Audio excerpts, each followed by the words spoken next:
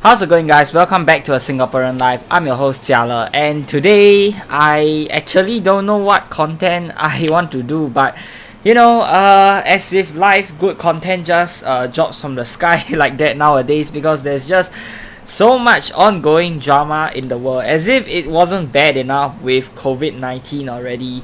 If you guys are followers of if you guys actually watch Twitch, you guys will have seen the entire Pokemon drama taking the world by storm, and that's just crazy, the stupid things that she did, and how everybody is calling her out for it. And now she even posted a apology video just a few days ago. But this is a Singaporean channel, and as Singaporeans, you know how kiasu we are, so we can't lose out even for stuff like internet drama. And for this week, this week's hottest news, we actually have radio DJ and also YouTuber Dee Kosh getting in some pretty hot soup for the things he did 2 years ago. Okay, so let's take a look at what happened. But before I give my opinions on this whole matter, I'd just like to say that I am not associated with him in any way, and I have not been approached by him either. And I actually do watch some of his content, and I actually find it quite funny. I wouldn't consider myself a fan. I did not subscribe to his YouTube channel, but I do watch some of them, and his opinions, I would say they are very logical arguments. So he's a smart guy. He's not a stupid guy doing stupid things and just running his mouth off on the internet. So he definitely knows what he's doing, but this time I don't know what the heck was going on through his head.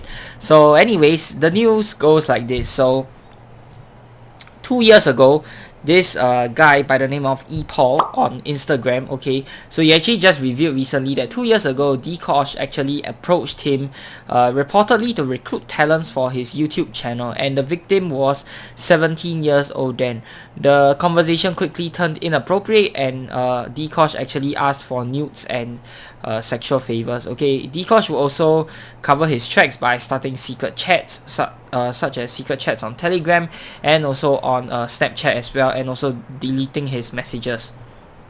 Okay, so after that first wave, there were at least 4 more users who have come forward on Instagram and Twitter with similar encounters from Dee Kosh. Now, lawyer's letter. So shortly after the allegations actually surfaced, Dee Kosh posted on Instagram saying that he will be taking the necessary steps to clear all this up, and he's denying all allegations made by the people who have said what they've said.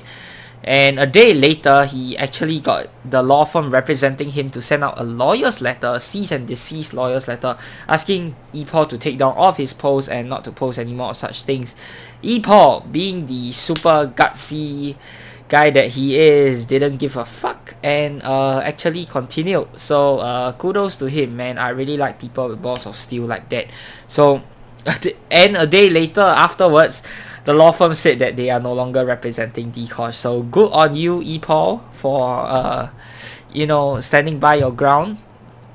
That is really, really brave. And afterwards, there was a whole storm of how all of his friends remain, or at least most of his friends, remained silent. Some of them actually said that they were not involved.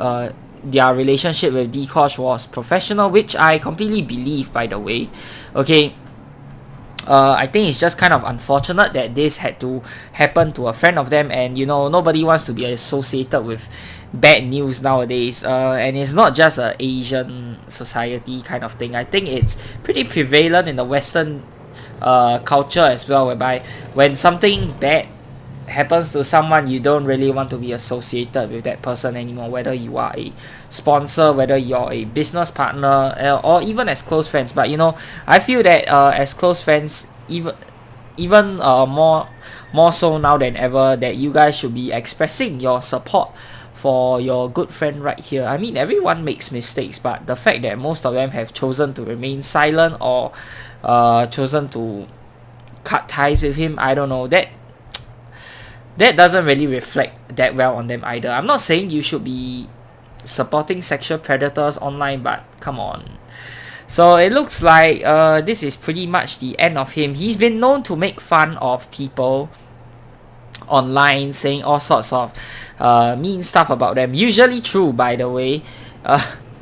Making fun of people for doing stupid things, and he's also very well known for his yearly Top 10 Idiots of Singapore series, which sadly I will no longer be able to see because I'm actually quite a big fan of that series. To be honest, I guess we'll have to petition to put him in the series this year, you know, just like how he petitions to put food inside GB cinemas on a certain other YouTube channel. Okay, so to be honest, it's 2020. No one really gives a fuck about your sexuality. Like, you can be gay.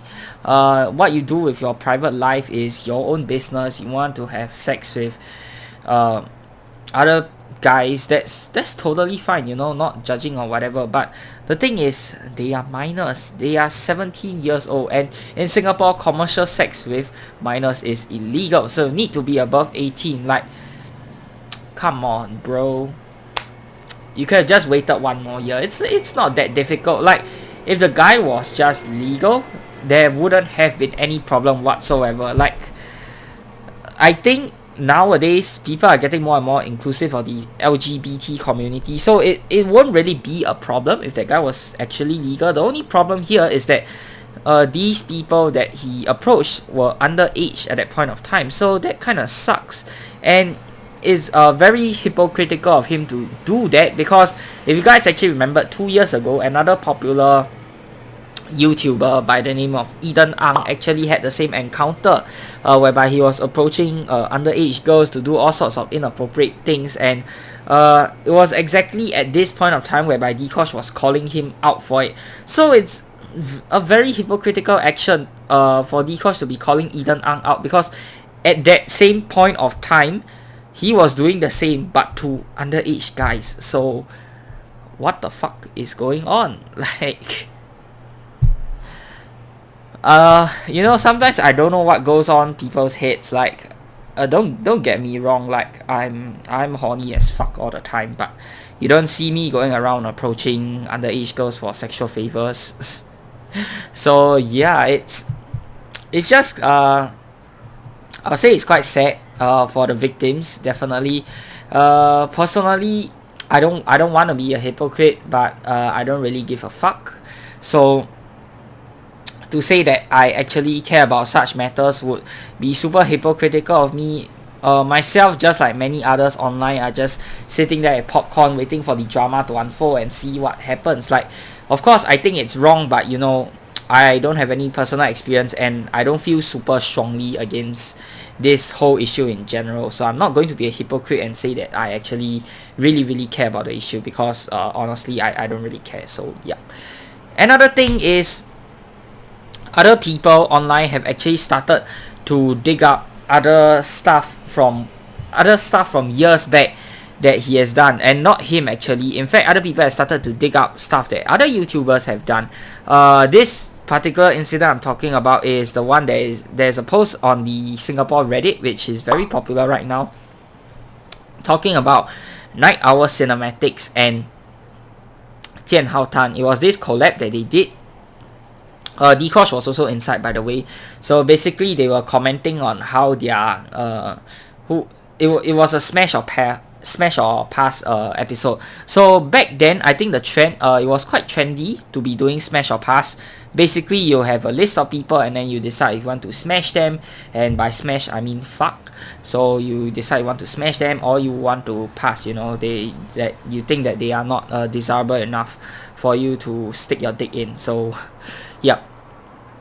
And the people that they were doing it to were actually their colleagues, which is a little bit, I would say it's actually fine if the people you're doing it on actually is fully aware of it, and if they are close friends of yours, you know, for conversation among close friends, I think it's perfectly fine. And if whoever you're talking about is totally okay with it, like, you know the person knows you guys are tight, then sure, why not go ahead. I think it doesn't harm anyone to have a little bit of fun, to talk shit about your friends. Everyone does that. Come on, let's be very honest with ourselves here, because that's what true friends do, right? Real friends say nice things in front of you but stab you in the back. You know, real friends are the one that talk shit in front of you. So yeah, I think it's like the fact that the netizens are calling it out, I think it's pretty stupid on their end, because firstly, this happened years ago, and secondly, none of their staff was particularly affected by it. If they did, they probably would have spoken up